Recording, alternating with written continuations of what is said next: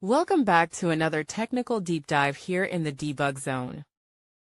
Today we're tackling a big question and breaking it down with insights from other users. Hopefully this clears up some misconceptions and helps you get the answer you need.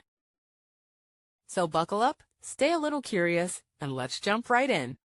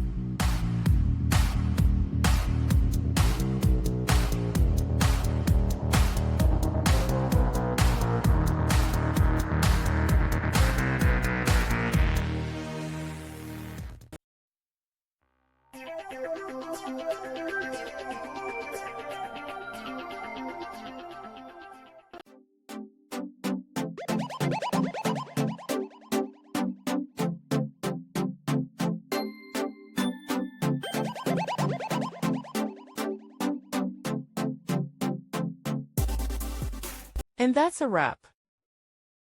I hope you found the answer you were looking for. If you did, take a second to hit that subscribe button. It really helps out.